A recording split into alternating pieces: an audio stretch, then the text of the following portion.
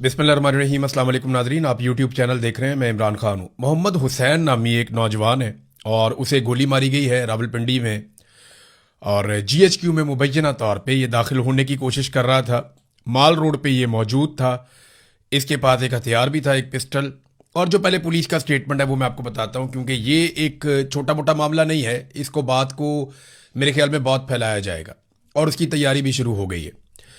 Police का जो statement है वो ये है कि मोरखा 11 अगस्त 2026 को दिन के वक्त 11:15 पे यानी 11:15 बजे सुबह माल रोड रावलपिंडी में मोहम्मद हुसैन नामी शख्स ने सिक्योरिटी फोर्सेस पर फायरिंग कर दी। ये रावलपिंडी पुलिस के तर्जुमान का बयान है। फायरिंग के नतीजे में सिक्योरिटी फोर्सेस की पेट्रोलिंग टीम का एक अहलकार जख्मी हो गया। अच्छा, ये पेट्रोलिंग टीम है और माल रोड बता रहे हैं। कुछ लोग ये क्लेम कर रहे हैं कि जीएचक्यू के अंदर दाखिल हो रहा था। वैसे एरिया तो वो एक ही है। तो अब ये एग्जैक्टली किस जगह पे हुआ, इसकी तो सीसीटीवी फुटेज आएगी तो पता चलेगा कि ये वाकया किस तरीके से हुआ। सिक्योरिटी फोर्सेस ने बरवक्त कार्रवाई करते हुए हमला आवर मोहम्मद हुसैन को जवाबी फायरिंग करके जहन्नुम वासिल कर दिया। दहशतगर्द मोहम्मद हुसैन के कब्जे से बरामद किए गए मोबाइल फोन और दीगर सामान से मजीद शवाहिद सामने आए हैं। दहशतगर्द मोहम्मद हुसैन का ताल्लुक एक मखसूस सियासी जमात से था, ये जनाब रावलपिंडी पुलिस ने कहा। अच्छा, इसके फौरी बाद होता क्या है कि बड़े पैमाने पे कुछ वीडियो सर्कुलेट करती हैं, कुछ तस्वीर सर्कुलेट करती हैं और उसमें दिखाया जाता है कि जो हमला आवर है इसके पास एक पिस्तौल मिला है और उसके अलावा इसके पास से एक झंडा पाकिस्तान तहरीक इंसाफ का वो बरामद हुआ है और एक मास्क के अंदर इसकी तस्वीर भी दिखाई गई। यानी इसकी कुछ वीडियोज हैं, कुछ तस्वीर हैं, सोशल मीडिया पे आपको पता है आजकल सारे लोग डालते हैं। तो उसमें यह दिखाया जा रहा है कि यह बहुत बड़ा दहशतगर्द है, इसने माजी में गुलेल भी चलाई हुई है। ये गुलेल के साथ जो है वो पत्थर फेंक रहा था माजी में। और चंद ही मिनटों में इसकी सारी वीडियोज पुरानी जो है वो हासिल कर ली गई सोशल मीडिया से और वो चलाई गई। उसमें दिखाया गया कि ये एक जगह पे कहीं गुलेल चला रहा है, एक जगह पे कोई मास्क इसने पहना हुआ है। और जो सियासी जमातों के कारकुन वहां पे कारखानों मार्केट है वहां से ले लेते हैं जाके आंसू गैस से बचने के लिए, और पॉलिटिकल पार्टीज के पास भी ये होते हैं। तो पुलिस का स्टेटमेंट मैंने आपको बताया कि पुलिस ये कह रही है कि इस तरीके से ये वकूआ हुआ। कुछ लोग ये कह रहे हैं कि जीएचक्यू के अंदर दाखिल हो रहा था। ये मोहम्मद हुसैन है कौन, इसके बारे में किसी ने अभी तक पता नहीं किया। हमारे कुछ सहाफ़ी दोस्त हैं, उनसे मैंने रब्ता किया और मैंने कहा जी फौरी तौर पे जो इसका बैकग्राउंड है वो चेक करें, इसका घर कहाँ पे है, ये रहता कहाँ पे है, क्योंकि इसको जोड़ा गया सुहेल अफरीदी के इलाके से और ये कहा गया कि ये सुहेल अफरीदी का ताल्लुक वाला आदमी है। बल्कि ये भी दावा किया गया कि ये सुहेल अफरीदी के साथ राब्ते में था और ये उन अकाउंटों से ट्वीट्स हुए जो अकाउंट पाकिस्तान की मिलिट्री एस्टेब्लिशमेंट की ईमा के ऊपर रोजाना की बुनियाद पर ट्वीट करते रहते हैं। अब जब इसके इलाके का हमने पता करवाया तो इसका ताल्लुक खैबर पख्तूनख्वा से, खैबर के इलाके से और वजीर आला के इलाके से ही है। मलक दीन खेल एक एरिया है जो ऑपरेशन से मुतासरा इलाकों में से एक है। यानी ये आदमी और इसकी फैमिली जो मिलिट्री ऑपरेशन है उससे मुतासरा लोगों में से एक है।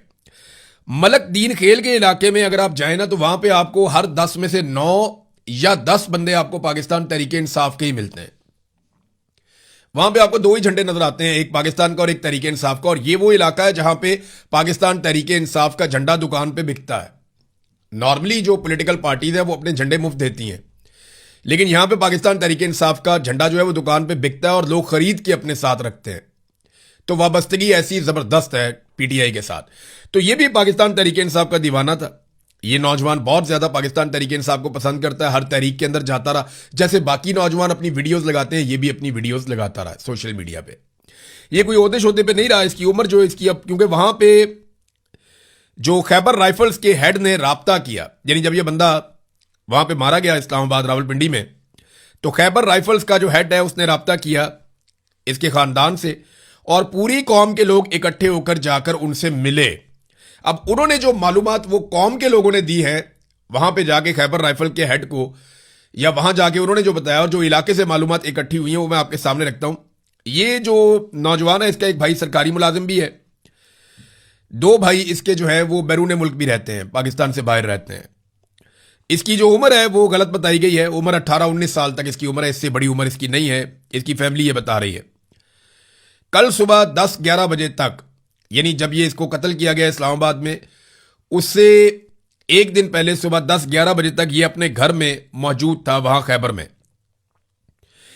एक और चीज जो इसके बारे में बताई कि ये ज़हनी तौर पे बीमार था, और इन लोगों का एक प्रॉब्लम है कि इनको दौरे पड़ते हैं, यानी इनकी फैमिली के अंदर ये इशू है कि ये स्ट्रेस मैनेज नहीं कर सकते। ये होता है, जो लोग साइकोलॉजी को जानते हैं या जो साइकेट्रिस्ट हैं उनको आइडिया हो गया कि मैं क्या बात कर रहा हूं। इनका स्ट्रेस मैनेजमेंट का इशू होता है, ये बहुत जल्दी गुस्से में आ जाते हैं, बहुत जल्दी लड़ पड़ते हैं, ये गोली भी चला देते हैं। कुछ अर्सा पहले इसका एक और कजन है, उसने अपने खानदान के अंदर ही गोलियां चला दी थी, और ये माजी में भी इसका कोई रिकॉर्ड ऐसा नहीं है। तो वो कहते हैं जी ज़हनी तौर पे ये बहुत कमजोर था और ये ज़हनी तौर पे ठीक बंदा नहीं था। ये उसकी फैमिली ने जाकर वहां पे बताया, और पीटीआई का ये दीवाना था। अब ये बंदा रावलपिंडी कैसे पहुंचा, क्योंकि यहां इसके इलाके में पिस्तौल किसी के पास होना कोई अजीब बात नहीं, हर एक के पास ही होता है। ये बाड़ा के करीब रहने वाले हैं, तो वहां पे तो सारी दुनिया पिस्तौल लेने जाती है। आप अभी सोशल मीडिया पे लिखें बाड़ा वेपन्स, तो आपको मार्केट खुल जाएगी, जो मर्जी उनसे वेपन खरीदता रहे, वहां से निकालना आपका अपना काम है। क्योंकि बाड़ा से जब आप निकलते हैं तो जगह जगह रास्ते में नाके होते हैं, और रावलपिंडी तक आप हथियार लेके पहुंच जाएं तो ये बड़ी अजीब बात होती है। लेकिन ये नौजवान के पास पिस्तौल कहां से आया, इसके बारे में अभी कोई पक्की इंफॉर्मेशन नहीं है, लेकिन वहां पे किसी के पास पिस्तौल होना ये कोई अजीब बात भी नहीं है। वहां बाड़ा में या खैबर में किसी के पास पिस्तौल होना कोई अजीब बात नहीं है। हाँ, ये पिस्तौल लेकर यहां पे आ जाना ये थोड़ी सी अजीब बात है। तो अब जो कुछ भी हुआ वो सीसीटीवी फुटेज आएगी तो पता चलेगा कि वहां पे हुआ क्या, ये कहां दाखिल होना चाह रहा था, पहले गोली किसने चलाई, वाकया कैसे हुआ, किसी लड़ाई के नतीजे में हुआ, या ये प्लान करके गया था और इसने अटैक कर दिया एकदम सिक्योरिटी फोर्सेस के ऊपर। तो जो असल बात है वो तो बाद में पता चलेगी। अब ये पब्लिक ट्रांसपोर्ट के अंदर गया, ये भी बात आप ध्यान में रखिएगा। जो अभी तक सोर्सेज ने बताया वो यही बताया कि ये किसी पब्लिक ट्रांसपोर्ट पे गया है, इसके बाद अपनी कोई ट्रांसपोर्ट भी नहीं है जिसपे बैठ के ये रावलपिंडी तक जा सके। तो ये है नाजरीन अब तक जो हमें सूरत-ए-हाल पता चली है इस लड़के के बारे में, मोहम्मद हुसैन के बारे में। पीटीआई का कारकुन है, ज़हनी तौर पे कमजोर है, और ये स्ट्रेस मैनेजमेंट के इसके इश्यूज हैं जो माजी में भी रहे, और इसके अलावा इसकी अपनी फैमिली के अंदर भी इस किस्म के इश्यूज होते हैं। दो भाई इसके बैरून मुल्क हैं, और पूरी कौम ने जाकर बाकायदा सरकार को बताया कि जनाब ये ऐसा नहीं।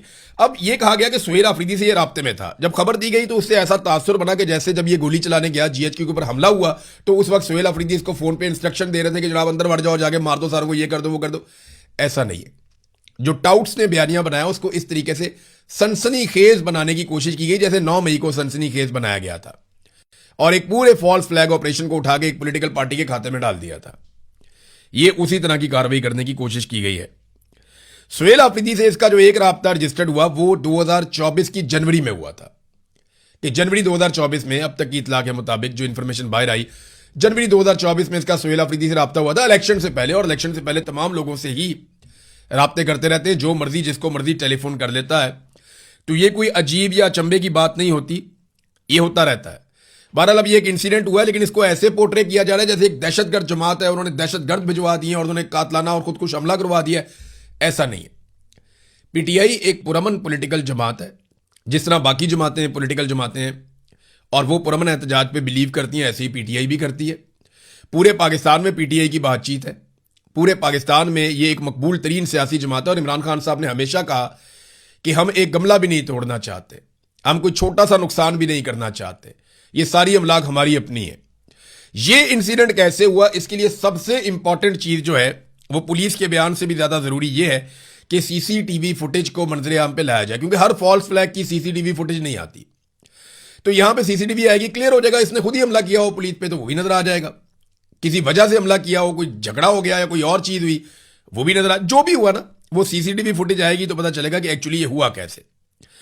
नाज़रीन, सुहेल आफरीदी ने अभी तक लगभग उनके स्टेटमेंट को कुछ 36-38 घंटे गुजर गए हैं। उन्होंने अभी तक ना तो सेक्टर कमांडर का नाम लिया कि वो कौन सा सेक्टर कमांडर था जिसने उन्हें धमकी लगाई, उसकी जरूरत कैसे हुई कि एक मुंतखब वजीर आला को एक सरकारी मुलाजिम जो है, जो तनख्वाहदार मुलाजिम है, वो धमकी लगा रहा है कि तुमने अगर लॉन्ग मार्च का ऐलान किया तो हम तुम्हें नाअहल कर देंगे। उस सेक्टर कमांडर का नाम लेने की जरूरत अभी तक सुहेल आफरीदी साहब ने नहीं की, उनको लेना चाहिए।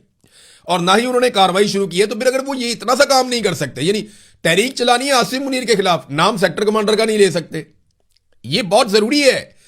अगर तो इन्होंने इस सिस्टम को टैकल करना है तो इमरान खान साहब एक बात कहते थे कि जो तुम्हें धमकी दे वापस धमकी दो उसको, जो तुम्हें डराए उसको एक्सपोज करो। इमरान खान साहब ये बार बार कहते थे। तो सुहेल आफरीदी साहब को कम से कम यहां पे स्टैंड लेना चाहिए और उनको एक इजलास बुलाना चाहिए सूबाई असेंबली का, वहां पे करारदाद भी आनी चाहिए सेक्टर कमांडर को एक्सपोज करना चाहिए ताकि आइंदा वो ऐसा ना कर सकें। अब अगर वो उन्होंने इसलिए नाम ले लिया है कि मैं पहले ही नाम ले लेता हूं, थोड़ा सा बता देता हूं, नाम नहीं लेता लेकिन थोड़ी सी बात निकाल देता हूं ताकि कल को मुझे हटाने से पहले वो 10 दफा सोचे कि मैंने तो ये बात खोल दी थी। तो ये अगर इस तरह उन्होंने इस्तेमाल किया तो एक अलग बात है। देखिए, सुहेल अफरीदी को सियासी शहीद बनने की बजाय जो है तहरीक के लिए स्ट्रीट मूवमेंट चलानी चाहिए, जिसका इमरान खान साहब ने लगभग 1 साल पहले कहा था कि ये चलाई जाए। अब जब सुहेल अफरीदी ने ये नाम लिया था ना, अब मुझे वहां पे सहाफियों ने 1-2 चीजें बताई। उन्होंने कहा अब सुहेल अफरीदी ने ये नाम लिया ना कि सेक्टर कमांडर ने मुझे धमकी लगाई है, तो बाद में पीटीआई के लोग पीछे आए सहाफियों के और उन्होंने बाद में कहा, सफाइयां देते रहे कि जनाब ये तो मुंह से निकल गई बात, स्लिप ऑफ टंग हो गई, हम ये बात करना नहीं चाहते थे, हमारे मुंह से ये बात निकल गई। भाई निकल गई है तो अब उसके ऊपर पैरा दें और आप बताएं कि किसने किया, क्यों किया, कैसे किया, किस वक्त किया और उस पर कानूनी कार्रवाई कौन सी होनी चाहिए। एक और चीज मैं सुहेल अफरीदी साहब से गुजारिश करना चाहता हूं और वो इस बात पे तवज्जो दें। मुझे 1 नहीं, 2 नहीं, 3 नहीं, ज्यादा लोगों ने और बार बार ये बातें बताई हैं, अलग अलग सोर्सेज ने ये बातें बताई हैं कि अब्दुल हादी उर्फ पतंग और एक हैं जनाब नवीद साहब जो इनके भाई हैं सुहेल अफरीदी के, और एक इदरीस साहब है जो गालिबन इनके चचा हैं। मेरी सिर्फ इतनी गुजारिश है कि अभी तहरीक का टाइम है, आप इन पे नजर रखें और ना सिर्फ इनके ऊपर नजर रखें बल्कि आप इन्हें कंट्रोल करें। ये लोग लगातार जो कर रहे हैं वो कोई भी पॉलिटिकल आदमी कभी भी बर्दाश्त नहीं कर सकेगा, उसका बोझ नहीं उठा सकेगा। ये लोग सुहेल अफरीदी के रिश्तेदार हैं, अब्दुल हादी उर्फ पतंग हैं, इदरीस नामी है उनके चचा गालबन, फिर एक उनके भाई भी हैं। तो इन चीजों का ख्याल रखना पड़ेगा उन्हें, उनका करियर अभी शुरू हुआ है।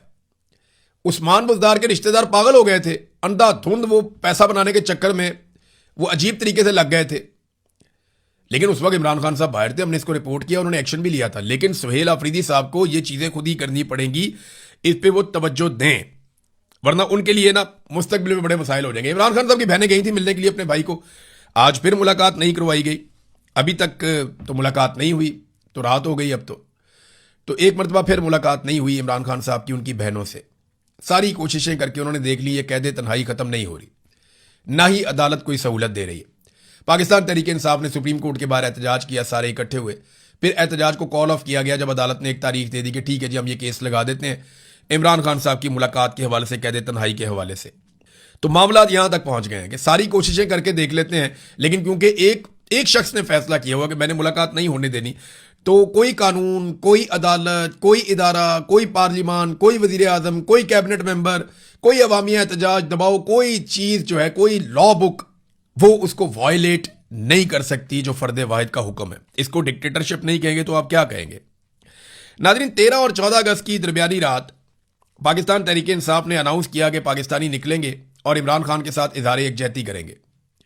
अब ये क्योंकि जश्न की रात होती है, वैसे ही पाकिस्तानी निकलते हैं, तो पाकिस्तान तहरीक इंसाफ के झंडे जितने ज़्यादा नजर आएंगे उतना ज़्यादा पता चलेगा कि पाकिस्तान तहरीक इंसाफ किस शिद्दत के साथ शहरों में निकली है और किस तरीके से वो एहतजाज भी कर रही है और इमरान खान साहब के हक में एहतजाज भी कर रही है और साथ में अपनी जश्न आज़ादी को भी सेलिब्रेट कर रही है।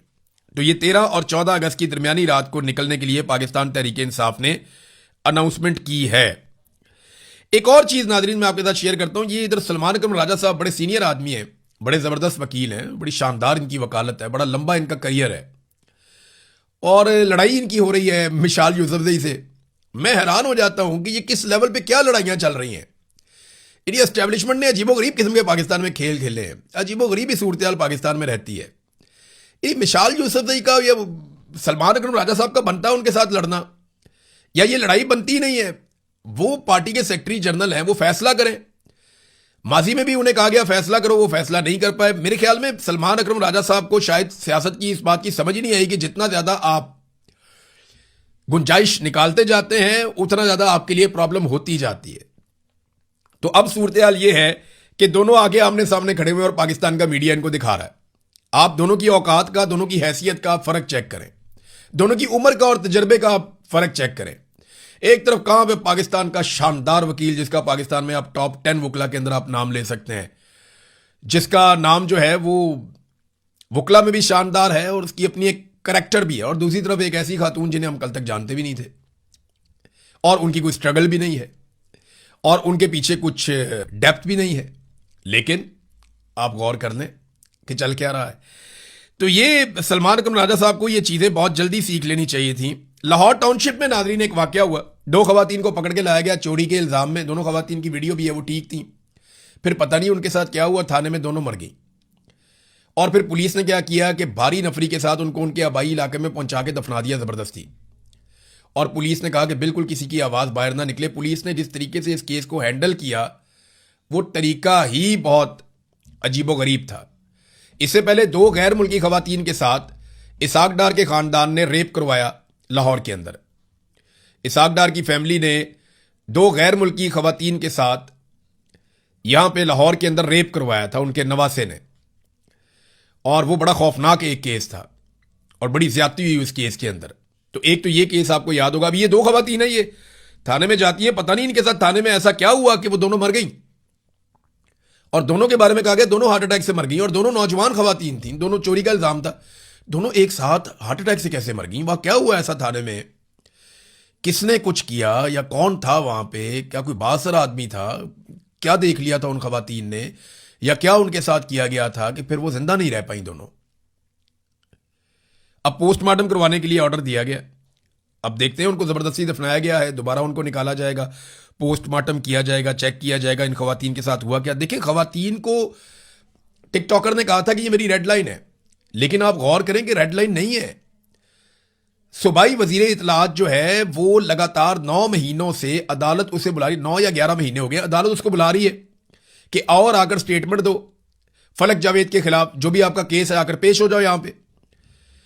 वो लगातार 8-9 महीनों से, या 11 महीने थे या 9 महीने थे, वो लगातार ये कह रही है कि जी मैं नहीं आ सकती, मेरी जान को खतरा है। आप अंदाजा करें कि एक सूबाई वजीर है, सूबाई दारुल हुकूमत में एक अदालत में पेश होना है और वहां उसकी जान को खतरा है। यही सूबाई वजीर सड़कों पे जो है वो गालम गलोच करती फिरती थी, कभी पुलिस को धक्के, कभी इधर लड़ाइयां, कभी उधर लड़ाइयां, तब तो जान को खतरा नहीं था। आज इक्तदार में है, आज खवातीन इनकी रेड लाइन है और जान को खतरा है कि अदालत में पेश नहीं हो सकती। आप अंदाजा करें आम खवातीन की क्या हालत होगी इस सूबे के अंदर, जब एक जो है प्रोविंशियल मिनिस्टर, जिसके पास बहुत सिक्योरिटी होती है, जिसके बाद इक्तदार है, वो अपने आप जाली सही लेकिन है तो नहीं, इक्तदार तो है ना, जाली इक्तदार के बावजूद वो अदालत में पेश नहीं हो सकती कि मेरी जान को वहां पे खतरा है। अंदाजा करें आप, ये है रूल ऑफ लॉ, ये है सूरत हाल पंजाब के अंदर। और हम सारे ये होता हुआ देख रहे हैं। 2 खवातीन के साथ पहले क्या हुआ, 2 खवातीन के साथ अब क्या हुआ, लगातार ये वाकयात हो रहे हैं और ये बड़ी बदकिस्मती है। जरदारी को कायल कर दिया गया नादरीन। आसिफ अली जरदारी ने समरियों के ऊपर दस्तखत कर दिए, नए जजेस भी आ गए, सबको मुबारक हो। जमहूरियत जो है वो आगे बढ़ गई है, जो पेंडिंग मामला थे पहले वाले वो भी सारे हल हो गए हैं। तो जरदारी साहब को पैगाम पहुंचाया गया। क्या पैगाम पहुंचाया गया, ज्यादा देर छुपा नहीं रहेगा, अभी कुछ ना कुछ एक्टिविटी होगी, आपको पता चल जाएगा। अब तक के लिए इतना ही, अपना ख्याल रखिएगा, अपने इस चैनल का भी। अल्लाह हाफिज।